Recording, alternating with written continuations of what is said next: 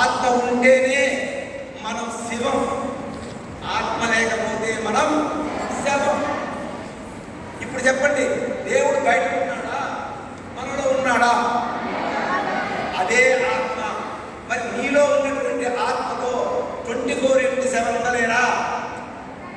నిత్యము అతనితో ఉండలేరా? అఖండ ఆరాధన జరగలేదా? ప్రవాహం చింతన జరగదా? అలా జరగకపోతే, అలా లేదనుకుంటే, నా ఆత్మ నాలో లేదనుకుంటే,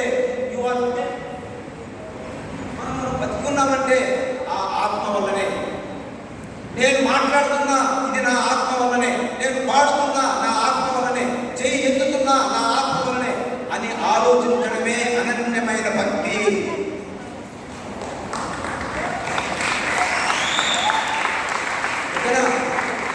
ఇలా భావించేవాడు అనన్యమైన భక్తుడు. అటువంటి భక్తులకు యోగక్షేమం వహామ్యహం, నేనే మీ యోగక్షేమాలు చూసుకుంటాను అన్నాడు. ఏంటా యోగక్షేమాలు? మనం ఈ భూమి మీద బతుకున్నంత కాలం మన అవసరాలు తీరుస్తాడు. సుఖంగా, ఆరోగ్యంగా, ఆనందంగా, వ్యధలు, బాధలు, వ్యాధులు లేకుండా చూసుకోవడమే ఈ భూమండలం మీద చూసుకునే యోగక్షేమాలు. మరి మనం ఎవరైనా చనిపోతే మనం మెసేజ్ పెడతాం, సద్గతి ప్రాప్తిరస్తు, అతనికి మోక్ష ప్రాప్తిరస్తు అని పెడుతుంటాం. ఎక్కడున్నాయి సద్గతులు? ఎక్కడుంది మోక్షము? ఊరికి పెట్టడమైనా మెసేజ్ ఎక్కడ ఉంది? సద్గతి అంటే ఈ భూలోకాన్ని దాటి పైన ఉన్న గతులు, అంటే లోకాలు, ఉపరులోకము, స్వర్గలోకము, మహాలోకము, జనలోకము, తపలోకము, బ్రహ్మలోకము, ఇన్ని లోకాలు ఉన్నాయి. మరి ఇన్ని లోకాలకి మనం పోవాలంటే మనలో ఆ భక్తి ఉండాలి. దీనికంటే శ్రేష్టమైన లోకాలు, దీనికంటే ఉన్నతమైన లోకాలు, దీనికంటే స్వర్గలోకాలు. అర్థమైందండి? మరి ఆ లోకానికి మనం పోవాలంటే మనం ఈ ప్రపంచమే నిజమనుకుంటే పోలేము. మళ్ళీ ప్రపంచంలోనే వస్తాం.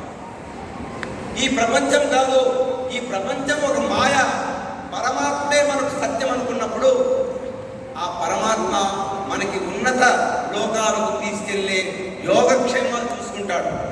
అంటే ఐహిక, ఆముష్మిక, మూడవది కైవల్యం. మనం అంతా కోరుకోవాల్సింది దేవుడి దగ్గర, నాకు కాంట్రాక్ట్ ఇవ్వు, మా అబ్బాయికి ఉద్యోగం ఇవ్వు, మా కొడుకు పుత్రుడిని ఇవ్వు. ఇది కాదండి కోరుకోవాల్సింది. వాళ్ళు ఎట్లయినా వస్తారు, ఎట్లయినా వస్తుంది. రావాల్సిన దాన్ని ఎవ్వరు ఆపలేరు. ఆ బ్రహ్మదేవుడు కూడా మీకు రావాల్సిందే వచ్చే తీరుతుంది. మీకు రాకపోతే ఎవ్వరు మిమ్మల్ని రప్పించలేరు. కాబట్టి మీకు ఎంతైతే రాసి ఉందో అంత తప్పకుండా వస్తుంది. ఉండవలసింది అనన్యమైన భక్తి. ఎక్కడ? మన ఆత్మ మీద. అప్పుడే పరమాత్మ మనకు ఐహిక అంటే ఈ ప్రపంచంలో, ఆముష్మిక అంటే పైలోకాల్లో, కైవల్య అంటే మోక్షము, ఈ మూడింటి యొక్క యోగక్షేమాలు ఎవరు చూస్తారు? పరమాత్ముడు చూస్తాడు. అందుకనే ఈ శ్లోకం నవరత్నాలుగా భావించి మీకు ఇవ్వడం జరిగింది. ఇదే ప్రభుత్వానికి తెలియజేశా, ఎమ్మెల్యేలకు తెలియజేశా, ఎంపీలకి లెటర్ రూపంలో ఇచ్చా, మినిస్టర్లకు ఇచ్చా. ఈ శ్లోకాన్ని ఈ సమాజంలో ఎందుకు విస్తృతంగా ప్రచారం చేయకూడదు? మా తరానికి అందలేదు ఈ శ్లోకం, మా తరానికి అందలేదు. నెక్స్ట్ మా తరం ఉంది, ఆ విద్యార్థి లోకం. వాళ్ళకు తెలియజేయండి, వాళ్ళు రేపు బాగుపడతారు, మంచి సమస్యలు లేకుండా మంచి ఉన్నతికి సాధిస్తారు అని ప్రభుత్వానికి నివేదించారు. దీంట్లో ఏమైనా తప్పుందా చెప్పండి? మరి ఈ లోకం ఈ శ్లోకాన్ని ప్రభుత్వానికి నివేదించడం సముచితమేనా? ఇది ఒక నవరత్నం. ఇది మీరందరూ తెలుసుకోవాలి, సమాజానికి తెలియజేయాలి, దీన్ని ఆచరణ పెట్టాలి. కాబట్టి అనన్య చింతయంతో, ఒకసారి తిరగండి, అనన్య చింతయంతో మాం ఏ జనా పర్యుపాసతే తేషాం